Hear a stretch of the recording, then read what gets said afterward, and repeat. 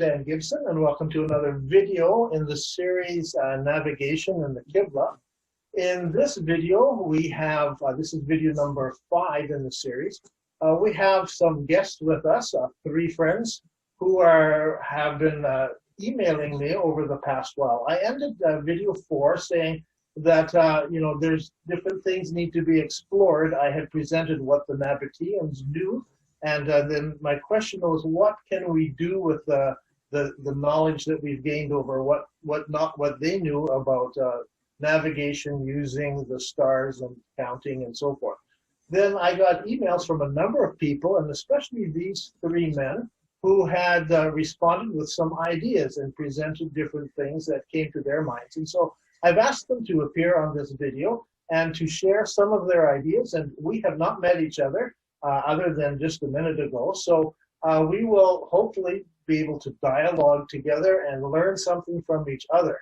So I'm going to first of all let them introduce themselves, and then we can go on and find out what each one has said. So just a little bit of introduction, maybe where you are or what made you interested. Let's start with Hughes, who is over in Paris. A little bit of introduction. So hello, I'm Hughes Thompson. I'm French. I'm living in Paris. So excuse my English. I'm not a native speaker. I'm interested by this question because I've been puzzled for a long time by those questions. I've used to work in the Middle East, and I used to talk with my friends there, and I had more questions than answers. And with the presentation of Petra, it seems that I got more answers than questions. So thank you. Okay, Hughes. Oh, Mark, over to you then. All right. I'm a retired Navy Lieutenant Commander. I'm here in New England. My name is Mark Estrella.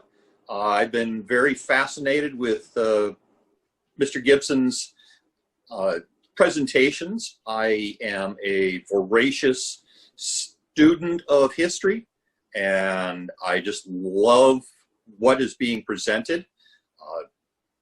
And I had a theory, and I presented it, so here I am. Okay. And you have navigated using the stars. You're experienced in that? I am an experienced Navy navigator. I'm also, I've done Boy Scouting and stuff like that. Done many presentations, and some of the videos that have already been produced gave me some ideas on how I thought folks at that time would be doing the correct Qibla directions. Great. So we'll keep that in mind, that you are our experienced navigator. Okay. I don't know if Hughes has you ever done any navigation using stars? Yes, of course. I didn't say that I am an officer. I used to be officer on the Merchant Marine in the French Navy. Okay. So I know how to navigate with sextant and also with without a calculator. Okay, great. And then over to Dale. Explain a little bit about who you are and why you're here. My name is Dale Bourne. I'm a licensed professional electrical engineer. I live in Idaho, which is a desert environment, probably not as desolate as Saudi Arabia. My navigation background was in scouting and so forth. I was leadership in there, and we did a lot of orienteering, and so that was fun to do. I first became involved with this when several years ago, I simply was curious about how old the city of Mecca was, and I ran into all kinds of stuff on the internet where that turned out to be a controversy. And so when Dan's video came out, I was able to capture that and was fascinated by your suggestions. I have a real love for mathematics, but there are other ways of solving problems besides using equations. And so I'm intrigued to find out what everybody's solutions are. That would be interesting to me. Great, thank you. Okay, Mark, let's start with you. And you've got, I think, a slide or two there, some pictures. Share with us the thoughts that came through your mind when you were dealing with this, thinking. Okay, let me take a quick second to pull up my little presentation. Okay, can everybody see that? Yep. All right, there's a quick intro slide. There we go. So I went back to the basics. And what did they have at the time? They had lots of time on their hands. As your videos described, we had 2 hours in the evening and 2 hours in the morning after they set up camp. So I can envision that they had the knowledge and the directions already done, probably for several centuries, because these trade routes were very well known, but they were also trade secrets. So the caravan master had the knowledge for traveling back and forth. And then in the evenings, we had the rock sticks and the campfires. So I can envision the caravan master spending time each night with an apprentice or several, having them recite each turn, poem count, who they had to contact, the landmark guides and stuff like that. So by reviewing the trip around the campfire, they'd probably set down a few rocks, plot things out. Back in the military, we called this the rock drill. So this is the pre-briefing before execution. This way everybody saw it. Old movie, The Dirty Dozen. You saw them doing the rock drill with a little setup. But they would go through and reiterate everything over and over again, because all of this information was rote memorization. Right. So how they got this, and we go back for mathematics here. The angles of a triangle in building, and here I'm going into my carpenter's background. We would take a 3, 4, 5 triangle, and that way we can set the square of the building, get that 90-degree corner. And if we have the opportunity, we can expand that to ensure that the angle is better. So we get a 6, 8, 10 triangle. Notice that these are multiples. So as long as the ratio of the angles stay the same, everything will come out. So whether we make our trip 2 feet long or 200 feet long, the angles will be the same. So now, advanced math at the time was in existence, but the average person probably didn't have the knowledge to execute Pythagoras' theorem. But since they were builders, somebody's already done the math, and they probably knew that if they took 3 units, 4 units, they would end up with 5 units on the diagonal. So, and since the Nabateans were excellent builders, this would translate out to the caravan folks. So again, the keys to this in my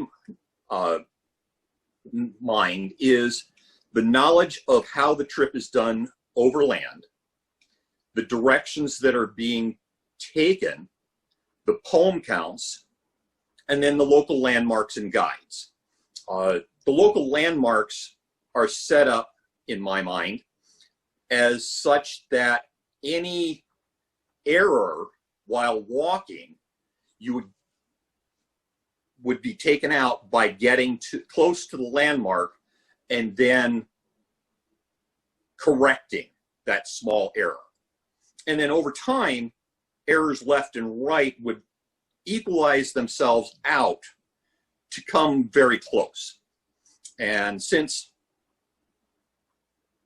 the trade routes, when they started transferring over to water routes instead of overland routes, we ended up losing the ability to do this. And as you discussed in one of your other videos, when they set the mosque in Jerusalem, the caliph had to bring in an elder in order to set the correct direction. And that tells me how the mid-period mosques were not as accurate as the early periods of mosques, because the overland trade routes were becoming more sea routes. And then sea routes, and also because they were moving into Roman territory, there were Roman milestones and Roman roads. You didn't need to navigate anymore. Exactly. Yes, sir. So what I did is I took a little screenshot of one of your pages there, and we'll do a quick trip from Petra to Damascus. So I can envision us at the campfire at night, campfire being Petra, and having the students or the apprentices walk out into the desert.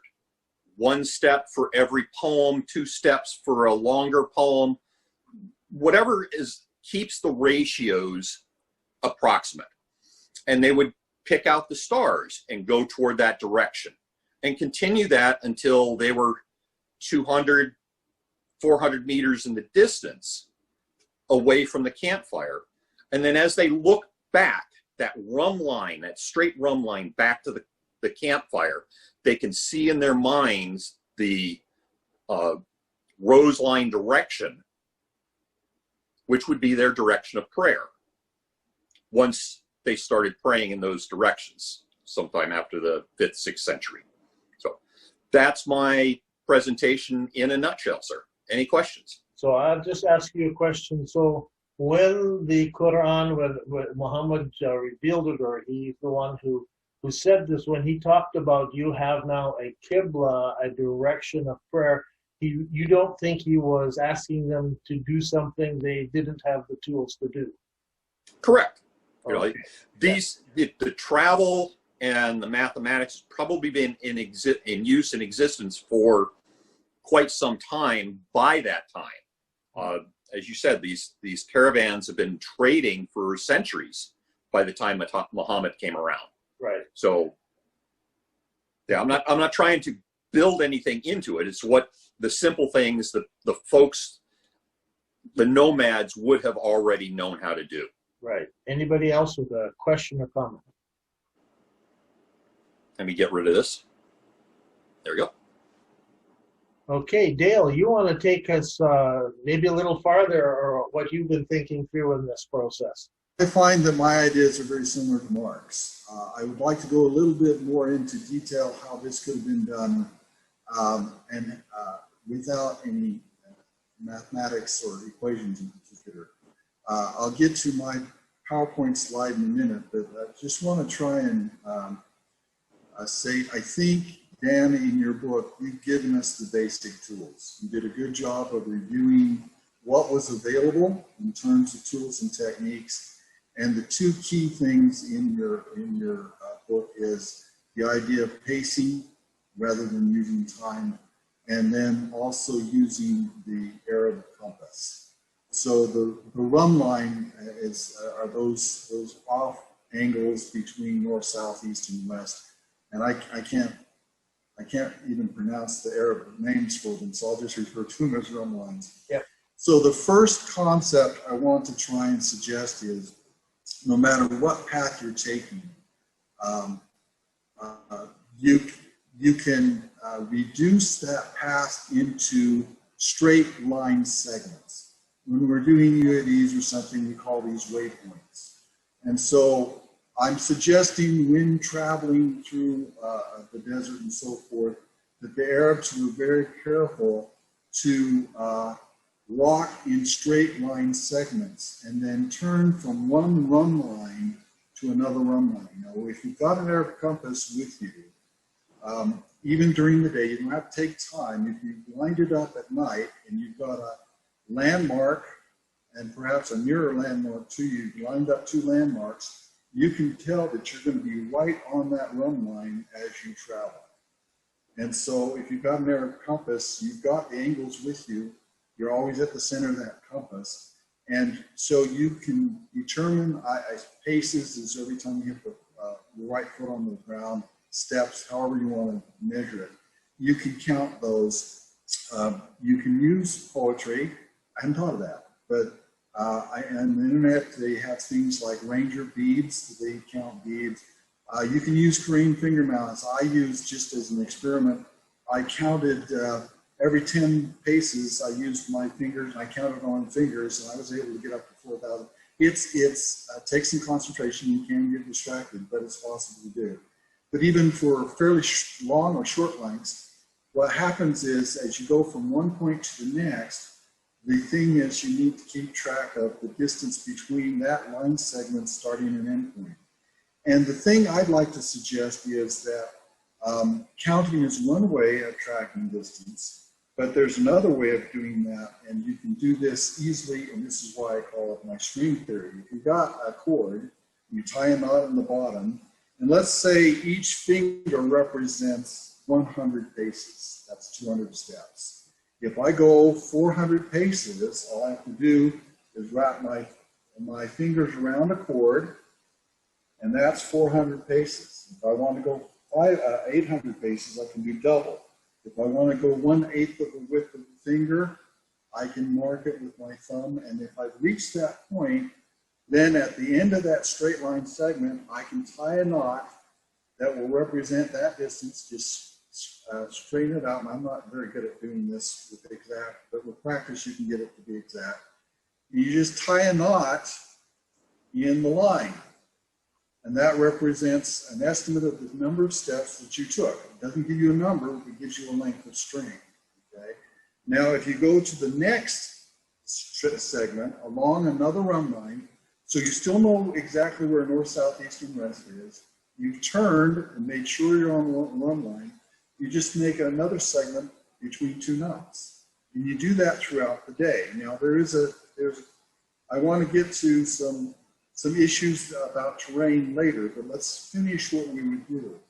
Like Mart, at the end of the day, you get down by the campfire, and you can take two sighting sticks, find the North Star. So you can draw in the sand a north-south line between two sighting sticks, okay? So you have that. Now, using your arc, as you suggested in an earlier video, you can use a stick or a string, and you take these opposing arcs and you get an east-west line. So this is what I call a temple. It's just a plus sign drawn in the sand, all right? Now, what I would do is I would take the first string length, place the first knot at the templum where the cross of the north-southeast line is, and then take the string and align it with its run line distance out. That gives me a diagonal. At that point, I would take a sighting stick at the end of that run line, or that string, I should say, and I would place a sighting stick there. Then I would take, along the east-west line that's been drawn, another sighting stick, and I'd sight the North Star. This creates a rectangle, okay?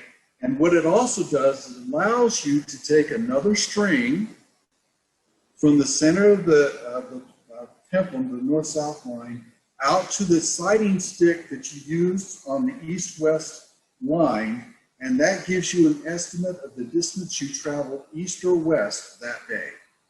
Now, you can do this for that line segment, and then you do this repeatedly, you get it for the entire day, okay?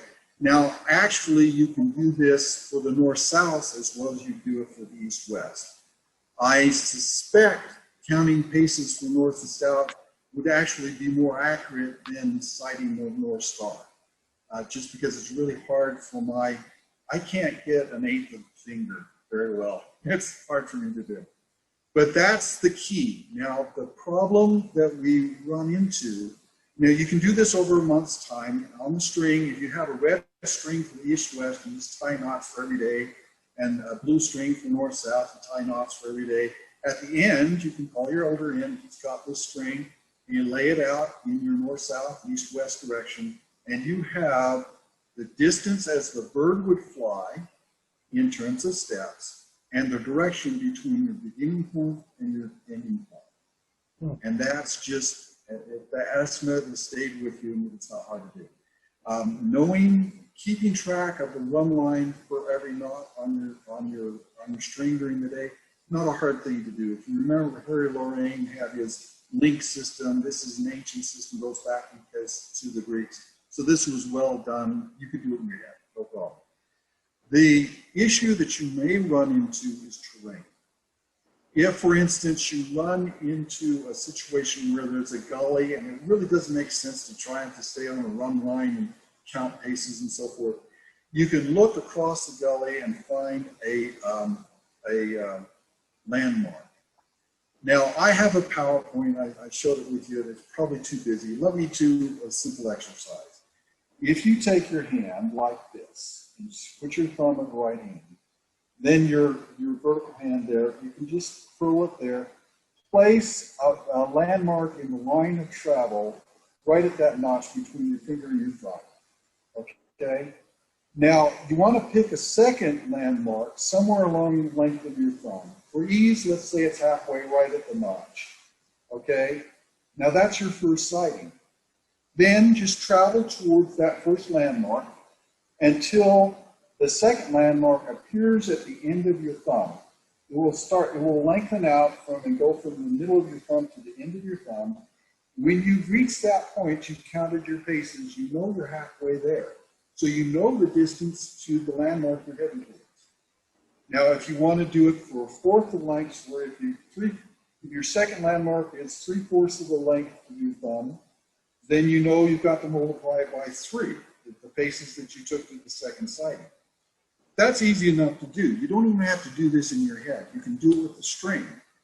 All you have to do is take whatever distance that you're paced between the two sightings, fold the string over to the same length. That will give you your distance if it's halfway. If you want it 3/4, you do it 3 times. And lo and behold, you got the distance from your second sighting to the landmark you're heading to. So if you reach a gully or something that it really doesn't make sense to do, just pick a landmark out in front of you, estimate the distance with your string. You've got it recorded already. Just hike to that point and you're there.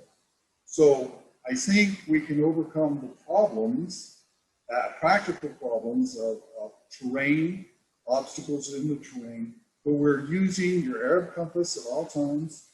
We're using your pacing at all times, and we really don't need anything else. And then I have some comments how to do it over thousands of miles. So that's what I have. Is there, okay, okay, let's see if anybody has any comments or questions. Then I want to come back to that, how do you do it over thousands of miles? Yes. Any comments or questions? No, I thought that was great. Okay. I've often wondered why the camel caravans went through the desert, sometimes a little longer route than going through the mountains. And I think this helps explain it, that they could actually navigate better in the desert. The deserts are mostly plains, sometimes with sand dunes that move around, but as long as you were standing on the plain, the flat gravel plain, when you did your sightings, you would be able to navigate through the desert, it sounds like, much better than if you went up through the mountains and down to somewhere else. I did want to make a quick comment. Later in your book, you mentioned that you have these young Arabs going on pilgrimage, and they leave their army unit, they dash out into the desert, they're riding camels, so they're not pacing, right? And they've got to find a water hole in the middle of the desert without fail, or they die. From a mathematics point of view, you just need 4 pieces of information, 2 pairs. One, a landmark, and a run line associated with that landmark. And so they go south until they see that landmark, and they know the run line from their Arab compass. And then they go along that run line until they see a second landmark that they can identify, and its associated run line, and the X marks the spot. So anywhere in the plain of that desert, all you need is a landmark and an associated run line. 2 of those will give you any unique spot in that plain or desert. It's not the coordinate. It's not Cartesian coordinate systems, but it's going to be the same effect. So it really doesn't take a lot of information to even convey to somebody who hasn't been there before, for them to be able to find the watering hole. That's interesting. Okay, thank you. Okay, Hughes, over to you. You've been thinking about this. What would you like to add to this? First of all, I would say that the British mapped India with very similar techniques. So, I mean, it makes sense. They trained surveyors to walk the very same pace, in very same stride, so that they could count the distances. And then also they were doing triangulation. But it's the very same techniques, actually. So this proves that your methods work. They work. We don't have to demonstrate that it works because the British did it. And they mapped India very precisely. So makes sense. Okay. Now, you were sharing with me what you thought might be able to be done maybe a little later on, but when this builder, in the videos, we use a builder who is building his stick and his pole, and he's marked out to find the east, west, north, south, the cardinal directions, and then he puts in the points of the compass, and then you were explaining to me that he could continue on and perhaps add some more things to that bit of construction in order to determine the Qibla direction. Do you want to share some of that? Yeah, actually, I have prepared a presentation. Okay. Before everything, I would like also to recall that the Nabateans were also navigators. They had trade posts in Italy, in the Mediterranean. So they knew how to navigate on the sea and in the desert. So maybe since we are at least three of us seamen, it's good to tell. Yeah, so yesterday I was in the metro and I said, okay, the big issue for a navigator is time and how you can keep time.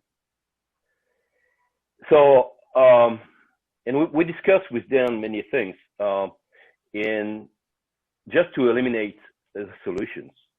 You know, the hourglass was invented very late. So that's probably in the 14th century. And it was a few minutes. And the 24-hour hourglass was invented, I think it was in the 17th century. So it was late in time.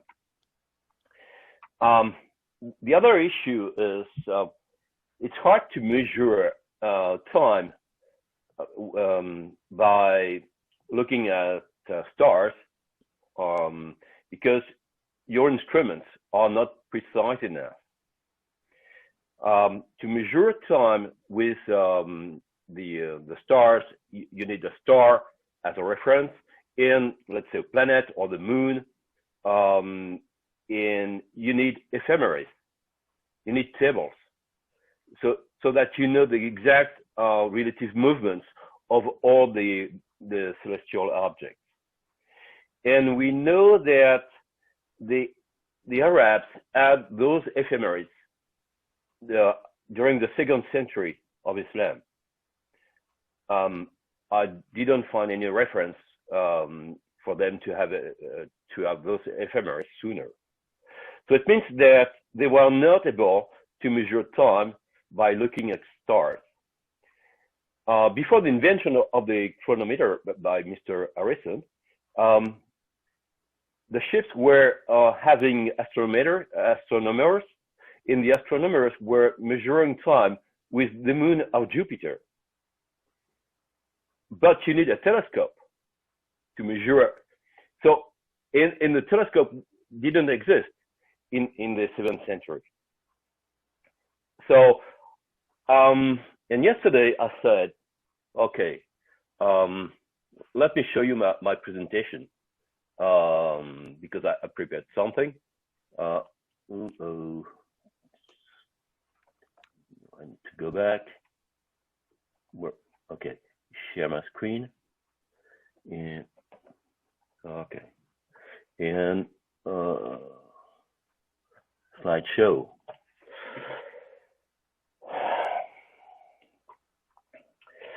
Okay, so okay, here I propose something that could have been possible if I had been in the shoes of the eras of this time. I could have used this technique. The issue is I didn't find anything in the literature that could mention this usage. So first of all, if you want to calculate the Rome line, you need to know the precise position of the two cities, where you are, and the cities you want to measure the direction of. Measuring latitude is easy. Measuring the longitude it's pretty hard, and it took a lot of time to be able to measure time with a very good precision. And just as a reminder, if you do 4 seconds of error when you are on the equator, you make 1 nautical mile of error when you are on the equator. At petrol latitude is 0.87 nautical miles. Oops. So the first thing is how to measure the latitude. I believe that the easiest way is to use the North Star. I will not enter into the details, but it's easy to make an astrolabe to measure the direction of the North Star in the 8 of the North Star. And when you have the 8, you do 90 degree minus the 8 of the star, and you have your latitude. So it's common. So this is pretty easy. It's achievable, and it can be if you build a big astrolabe, it can be very precise. So now, how did they measure time? We know that they had clepsydra, water clocks, but they are not transportable. The hourglass was invented many centuries later, and the hourglass is not precise enough. But for a long time, it has been the only way to keep the time, and it's also how the seamen were measuring the dead reckoning with hourglasses.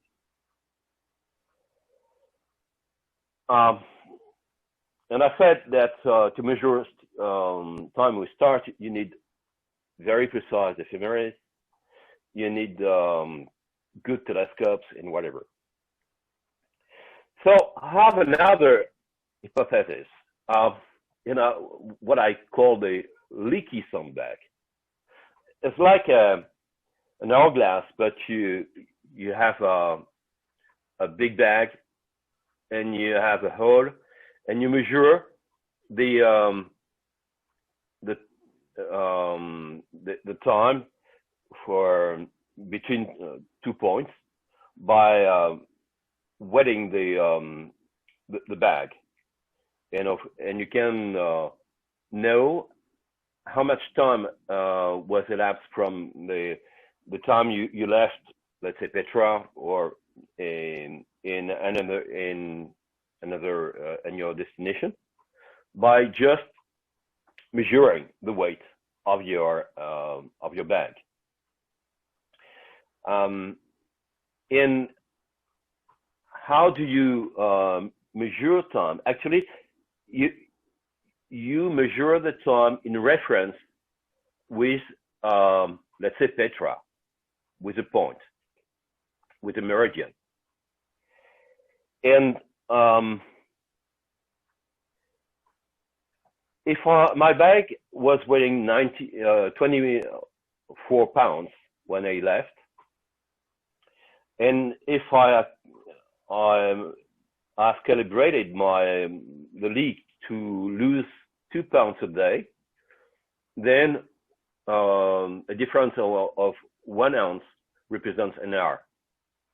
When I arrive at destination, let's say after 20 days of travel, in that case, and I have 4 pounds and 2 ounces left in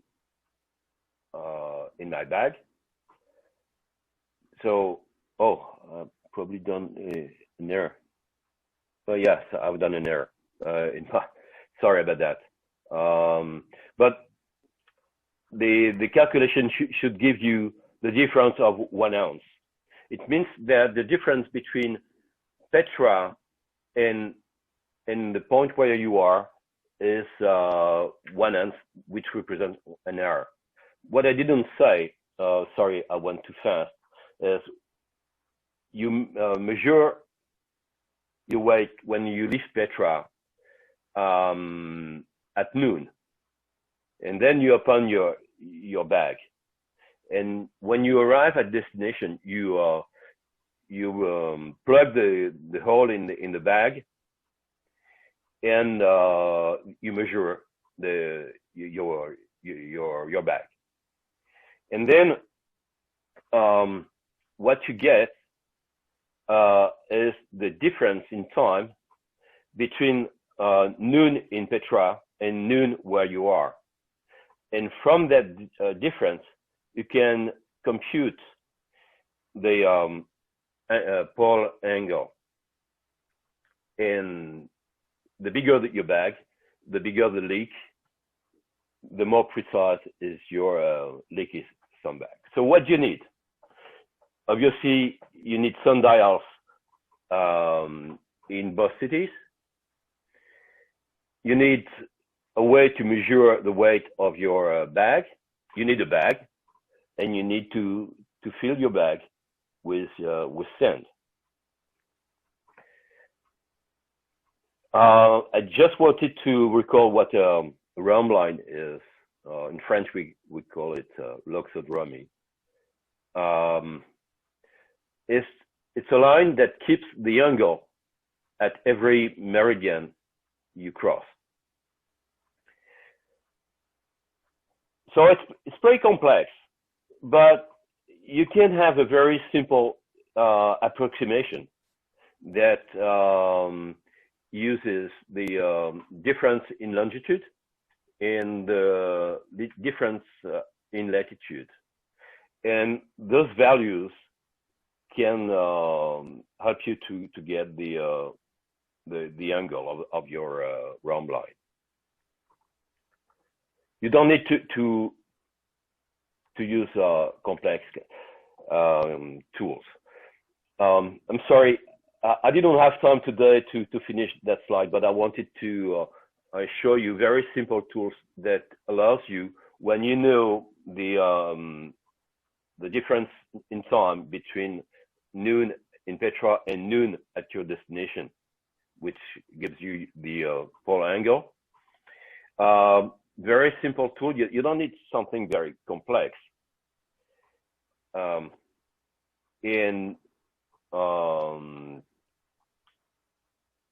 you can compute the latitude, the direction of let's say Petra. So the question is, was it likely? Because I knew that you were proposing this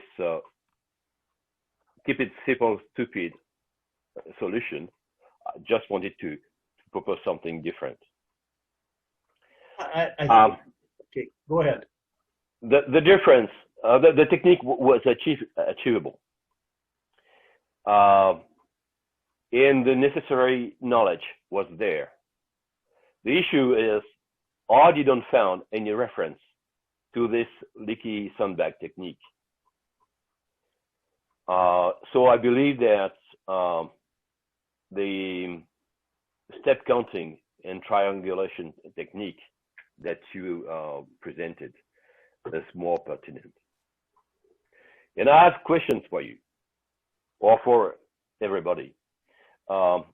Was the Mizbaha, which counts 99 beats, used to count steps? Did the camels set the pace? Because I've been told that they have the stride of the same length. And was the Mecca pigeon breed especially developed for finding the direction of Mecca? And I'm finished.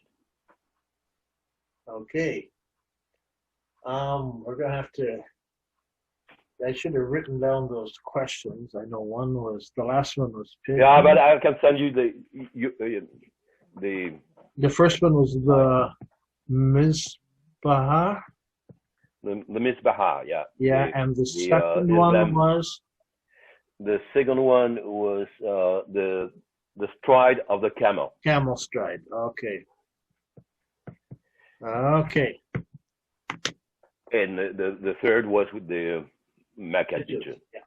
Do we have any questions for Hughes before we get into some discussion here? Something that puzzles me is how can a mosque in the Far East, in China or in India, how can they get the right direction that far away using the triangulation technique? And I'll add to that a piece of information. When the Nabateans, around the turn of the millennium, so we're talking about near the time of Christ, they went back to China with a Chinese explorer and appeared in the courts there. So the question I have is, if the people on that were going back, if they were counting steps, they might end up with a very long string to get them all the way over to China. But could they do it by keeping track of all of the measurements along the way? It's my first question. My second is, while they were in China, and I would imagine they were there for several months. I mean, you don't take a journey like that to turn around and come back. So they would have been there for a long period of time. They would have observed an eclipse. And the Chinese have records of all of their eclipses, even going back into 1,000 years BC. So they have a record of the eclipse, and many times of the time of day of the eclipse. So if they knew when the eclipse took place in China, and when they returned back home to Petra, and someone there said, no, the eclipse didn't take place at 4 in the afternoon, it took place at 9 in the morning, they would have a difference in time. Is that possible? I mean, I'm extrapolating, but I know both sides kept track of different eclipses, both solar and lunar. I just, on that, you need an eclipse that can be seen both in China and in the Middle East. So it's not that easy. Remember that when they had to prove Einstein's theory, they had to go in Argentina to get, it was supposed to be in Argentina, and then it was in Africa, to get an eclipse. So you have to be at the right position at the right time. it's not, it could happen, but it's not simple. Yeah. Okay. Am I on? You are. Yes. Okay. I want to suggest there is another issue with the eclipse, and that is if one of the locations during the eclipse has cloud cover, you've got a problem, right? I would like to suggest an alternative that happens more frequently, in fact, twice at least every month. If you take a face of a clock with an hour hand and a minute hand, put the hour hand vertical so you can use a plumb line for, say, the hour hand. Put the center of the clock on the North Star. And then the minute hand can point to any other target star that you want. Okay? That gives you an exact time of night at your location. So there's like 3 scenarios we can work our way out. Okay? I'm suggesting the day after new moon, you have a new moon. Very hard to tell when the new moon sets on the day of the new moon. But because it's about the moon averages about 13 degrees a day moving east. That means the day after you have 40, 50 minutes after sunset. And that's enough time for the stars to come out, even in Idaho with light pollution. So the point is, the day after new moon, everybody, and remember the ancients all used lunar calendars. So everybody was looking for the new moon, okay? So it would be very simple for every culture to keep track when the moon set the day after the new moon. Or later in the month, the moon rise of the new moon, or the moon rise of the full moon, or the full moon set. So you have options here. Now, all you need to do is have the timing, the angles of the stars, the target star versus the vertical, when the moon rises or sets at 2 locations on the same day. That's all that's required, because the east-west direction will be the difference in the angle of that target star. So you have a couple options. One, if you're fairly close, say you're a little bit east, you could use torches lights at night. So the eastern city lights a torch when its moon rises off the horizon, and then they relay it over to the western city. The western city waits until its moon rises. So it marks when the eastern city got its moon rise, and then it waits for its own moon rise, and you have that angle. I think you can probably get it within 2 degrees, okay? You can do the same thing with pigeons over 1,000 miles.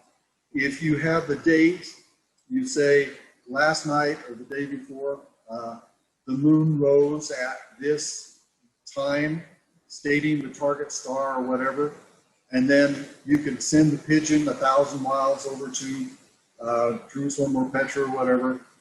That's another scenario you can take. So I think that having multiple opportunities using moonrise, moonset during the months reduces the possibility of weather fouling up your equinox calculation. But it's the same calculation, you can see what I'm saying. So I think the ancients were able to do a longitudinal calculation. And I agree with you, getting angles at night is really tough, but I think they could have done it within 2 degrees. Okay, that's very interesting. Anybody else with a comment or question? I just jump back to the one on the Mizpah that we mentioned. These are the beads that the Muslims count with, that they're used today to glorify God is what the term means in Arabic. And so they count through, they have 33 beads, and I think they go through them 3 times to get their 99, which they use for the names of God. That was not in original Islam. We go back to one of the wives of Muhammad. Let me just see which one it was. I had it up here. Who is the first one who used it in Islam? Where is she? Yeah, Fatima. Fatima's the one, and she used it, used one as well, and that was that she put together. But before that, I mean, obviously they were known, but what were they used for before Islam? And they could have been used as a counting device. I don't know if the number 99 or 33 has any special advantage in working with navigation, but it was, if they're counting steps, they could also have been counting using the beads. And if you have a caravan, you're going to have the caravan master, and you're going to have several other people also, you know, counting along the way as well, just because they're all learning and becoming experienced. And even the old men who know how to do this without thinking, because they've done it so many times. So is there any thoughts on the Mizpah and this counting of using the beads? Do you think that would be helpful? My theory would be that the beads would be used, or knots, for counting the number of poems that they had to do for each iteration. So if they had to do 50 iterations of a certain poem, keeping track of where you are in that iteration count would help you get through that. Okay. Yeah, I think there could be lots of ways they could have used it. One of the things that struck me while we were doing this is that we, four of us, have been trying to figure out how they did it. But remember, all these people who were navigators and had learned this trade, they were trying to figure out how to improve it. And they were doing that over hundreds of years. So they had time to work out, you know, ways to make it better and ways to tie the knots in the string. We know they used knots in the string because that's what they used with this camel, the square block that they had. I need a square block that they would hold closer or farther away, and they would have a string with the knots in it. So we know that already knots in string were being used to measure the stars. So that is a common thing as well. Any thoughts on that? When you're using a sextant, you need to be very precise. Otherwise, you can miss an island. Yeah. And remember that I sent you a few emails that some islands in the Pacific, which were mapped by the French, you have mentioned that, let's say, could be 7 or 9 miles more west or more east. That's just because they were not able to measure time precisely, and it was before the invention of the chronometer. So and they were observing the moons of Jupiter to measure the time. So I believe that the guy was not very good. So 7 miles means that they made almost 30 seconds, half a minute of error. That's not a lot, but it's 7 miles, and you can. And even when you are using a sextant, you try to avoid using a planet because it's not precise enough. You try to avoid using the moon because it's not precise enough. So you prefer to use stars because it's a point, and this is precise. And even if you are a good observer, very good observer on a calm sea, and having a precision better than a mile with a good chronometer, a better precision than a mile with a sextant. It's pretty hard. It needs experience. So it's not simple. In a sextant, you have lenses. You have a vernier to to be very precise. Maybe for people who don't know what a sextant is, I just get a plastic sextant. So Mark, you've used these. I have used sextants, although on the aircraft it's a periscope sextant. Okay. Yeah, it's a periscope. So this is a very simple sextant. You know, it's so and on this one it's for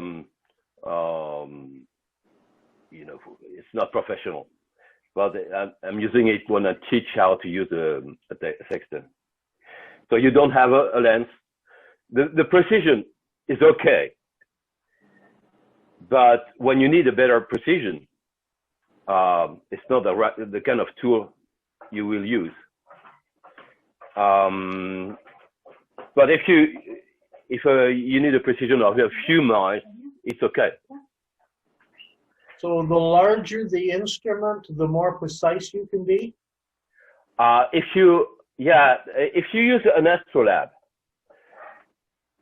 you will make it big, huge, so that you can have a good definition of the angle. Okay, so this is why you were suggesting they drew this out and set up something that's bigger. Absolutely. Now, I noticed in reading through some of the navigators, the Arab navigators, they had a whole discussion on the North Star, because the North Star is not fixed in the sky. It actually moves a little bit, and there was a whole discussion on when you take this in the height and where it is in the movement of the North Star in the sky. So they were interested in precision, if they were that interested in the North Star and its movements. Yeah, but it's the precision. I mean, it's 1 degree. I just in my slide. I will go back to my slide. So, but the farther the distance, the more 1 degree is important. No, because 1 degree. 1 degree is 60 minutes. 60 minutes is 60 miles of difference. Right. 60 miles is, you know, it's a lot. But that may explain why some of the Qiblas of some of the mosques were out by actually several hundred miles, you know, from the point, because it was supposed to be here, it was over here. Let me go back to this instrument. Okay. So the polar star declination is 89 degrees and 15 minutes. It's the declination. So it means that it's off the pole by 44 minutes.